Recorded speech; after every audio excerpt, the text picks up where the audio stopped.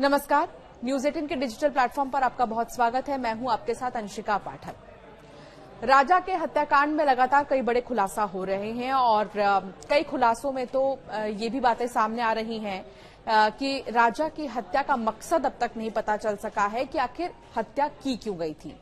हत्या में कितने किरदार शामिल थे ये तो पता चल गया है। 8 आरोपी जिनके नाम लगातार सामने आए, जिनकी पेशी भी हुई कोर्ट में। हालांकि उन नामों के अलावा एक बात जो अब तक नहीं पता चल सकी है वो ये कि आखिर राजा की हत्या के पीछे मकसद क्या था। मकसद के तौर पर 2-3 थ्योरीज सामने आ रही हैं। पहला तो ये प्रेम प्रसंग का एंगल आ रहा है सामने, जहां सोनम और राज के बीच में प्यार था इसलिए राजा की हत्या की गई। दूसरा एंगल जो सामने निकल कर आ रहा है वो है ये कि मंगल दोष हटाना क्या सोनम का मकसद था, कि राजा की अगर उसने हत्या की तो क्या वो मंगल दोष हटाना चाहती थी, यानी कि तंत्र मंत्र वाला एंगल। ये दूसरी थ्योरी सामने निकल कर आ रही है। तीसरी थ्योरी ये कि जो सोनम है वो बहुत बड़ी बिजनेस वुमेन बनना चाहती थी, तो वो नहीं चाहती थी कि वो किसी ऐसे व्यक्ति के साथ में रहे जहां उसकी छवि दब जाए, यानी कि वो खिलकर या उभर कर सामने ना आ पाए। तो तीसरी थ्योरी ये निकलकर सामने आ रही है। ऐसी कई सारी थ्योरीज हैं, कई ऐसे एंगल हैं जो इस पूरे मामले में आ रहे हैं सामने। लेकिन लगातार एक तरफ पुलिस की पूछताछ जारी है, पुलिस लगातार पूछताछ कर रही है, पुलिस जांच पड़ताल कर रही है, लेकिन जो राजा का परिवार है वो बिल्कुल भी सैटिस्फाई नहीं है। राजा के जो भाई हैं विपिन, उनका ये कहना है कि जो गोविंद है सोनम का भाई, वो जरूर इस पूरे मामले में कहीं ना कहीं मिला हुआ है। जैसा कि आप जानते हैं, इससे पहले विपिन रघुवंशी ने नार्को टेस्ट की मांग की थी, लेकिन उनकी इस मांग को खारिज कर दी गई थी। फिर उन्होंने कहा था कि वो एक वकील करेंगे और फिर शिलांग में वो इसको लेकर केस डालेंगे, याचिका डालेंगे कि नार्को टेस्ट भी जरूरी है बहुत ज्यादा, और साथ ही जमानत जो कुछ लोगों को मिल रही है उनके जमानत को लेकर भी विरोध जताएंगे और एक याचिका डालेंगे। अभी इसको लेकर विपिन जो है लगातार वकीलों से बातचीत कर रहे हैं। शिलांग भी 1-2 बार जाना विपिन का हुआ, लेकिन अभी ये प्रोसेस जो है वो शुरू नहीं हुआ। इस बीच जो सचिन रघुवंशी हैं, राजा के दूसरे भाई विपिन के अलावा, उनका ये कहना है कि न केवल राजा की हत्या की गई है बल्कि क्या पता मेरी और विपिन की भी हत्या कर दे, यानी कि सचिन और विपिन की भी हत्या कर देंगे। ऐसा कहना है राजा के भाई सचिन का। उनका ये कहना है कि गोविंद इसमें जो है शामिल हो सकता है और गोविंद साजिश रच सकता है। अब गोविंद पर शक जो है जताया जा रहा है, गोविंद को लेकर कई बातें सामने आ रही हैं और ये भी कहना है कि अगर कल को हमें कुछ होता है तो उसके लिए जिम्मेदार गोविंद होगा, जो कि सोनम का भाई है। इससे पहले आपको एक तस्वीर याद होगी, जब राजा के हत्या के बारे में बात पता चली, उसके बाद सोनम गाजीपुर से मिली थी, उसके बाद जो गोविंद हैं वो आए थे राजा के घर और वो राजा की मां से गले लगकर रोए थे और उन्होंने कहा था कि मैं आपका बेटा हूं और अगर राजा के साथ में कुछ गलत हुआ है तो मैं अपनी बहन के खिलाफ लड़ूंगा। लेकिन उसके बाद से अब तक कुछ भी ऐसा दिखाई नहीं दे रहा जिसमें कि गोविंद अपने ही परिवार के खिलाफ हो या अपनी बहन के खिलाफ नजर आए। बल्कि इसीलिए विपिन का कहना है कि जो भी हत्या का ये पूरा मामला सामने आया उसमें कहीं ना कहीं गोविंद का हाथ जरूर रह सकता है। यहां तक कि जब सोनम मिली थी गाजीपुर में तो उसने सबसे पहला कॉल ढाबे वाले के फोन से गोविंद को ही किया था।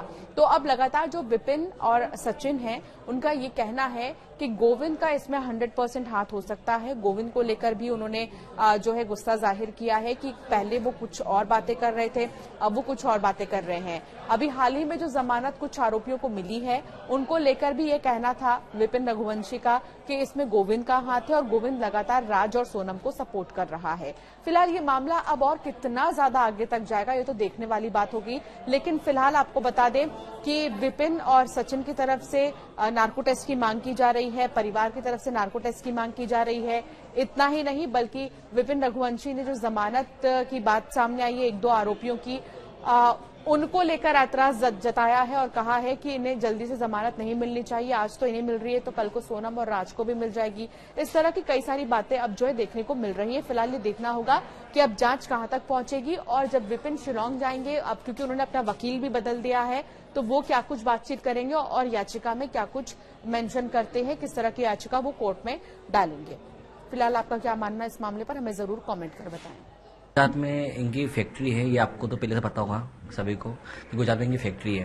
तो गुजरात में इनके कोई पार्टनर रह गया, उस पार्टनर को इन्होंने फ़ोन लगाया था और वहाँ से गोविंद को लाइन पे लेता है जो हमें मालूम पड़ा, जानकारी मिली है हल्के फुल्की। लेकिन इसमें ये बात तो सत्य हो रही है कि इसमें जो नाम लिखवाया गया, इसमें 2-4 जितने लोगों नाम लिखाते हैं उसमें पापा का नाम इसका है, फिर उसके बाद गुजरात की जो फैक्ट्री इनकी है उनका नाम है क्या, और उसके थ्रू गोविंद बात करता होगा है।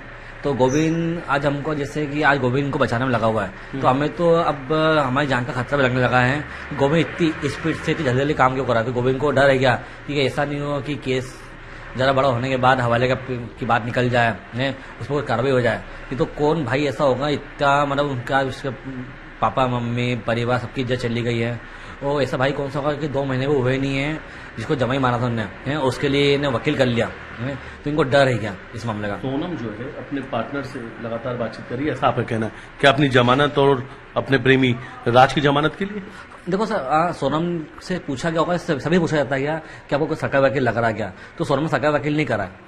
तो इससे अंदाजा लगाया जा सकता है कि सोनम का प्राइवेट वकील कराया गया, तो उसके भाई ने करवाया, तो वो कितना कॉन्फिडेंस से सरकारी वकील नहीं कर रही है, प्राइवेट वकील कर रही है। तो ये इस मामले पे मैं बहुत क्लियर बोलता हूँ कि गोविंद मिला हुआ इसके अंदर। हवाला कारोबार की बात भी सामने आई थी, उस पर क्या कहेंगे?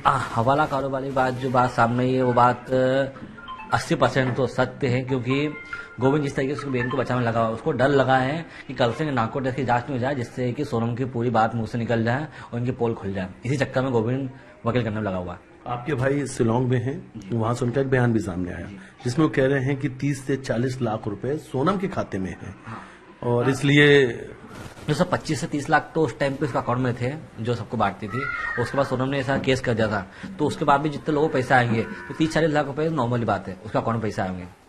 क्योंकि आज हमारे पास ही हमारे भाई के अकाउंट में पैसे रहते थे, तो आज राजा के पास ही अकाउंट में पैसे रखे हुए हैं, तो हम भी अभी कुछ कर नहीं पा रहे हैं, तो इससे उसके अकाउंट में पैसे पूरे हैं। और गोविंद को पैसे भी निकालना चाहता है क्या, और बैंक को बचाना भी चाहता है। और उसके पहले नार्को टेस्ट की जांच कभी हो गई है, और नार्को टेस्ट की जांच में कभी बात निकल गई है, तो 100% कह रहा हूँ कि गोविंद पकड़ा जाएगा और हवाला कारोबार को लेकर क्या मानते हैं आप? हवाला कारोबार में तो मतलब यदि कोई बात निकलती है, ये मेघालय सरकार ने इतना अच्छा काम करा है, जिस केस को इतने अच्छे से बाहर निकाला गया, और आज उन्होंने बताया है कि मेघालय सरकार को जिस तरीके से सोनम ने बदनाम करा था, वो बदनाम वाली जगह नहीं थी है, वो बहुत अच्छी जगह थी। इतना अच्छा जंगल होने के बाद भी ऐसा हमारा आज तक कोई केस हुए नहीं है।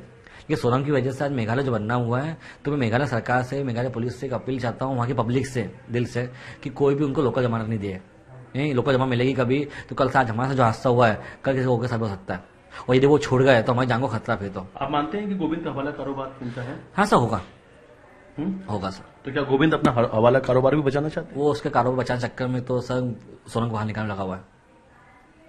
आप आगे की लड़ाई कैसे लड़ने वाले हैं आप लोग, क्योंकि अभी सोनम राज सबकी उस पर सुनवाई होनी है? यदि इनकी जमानत हो गई कभी, तो यदि हमारे उसके बाद हमारे परिवार को किसी को कुछ भी होता है, तो इसमें गोविंद का परिवार और जो 5 लोग हैं, ये सब पे हत्या केस लगाया जाएगा। क्योंकि हमको डर है क्या, यदि ये छोड़ गए तो कुछ ना कुछ हमारे साथ जरूर करेंगे।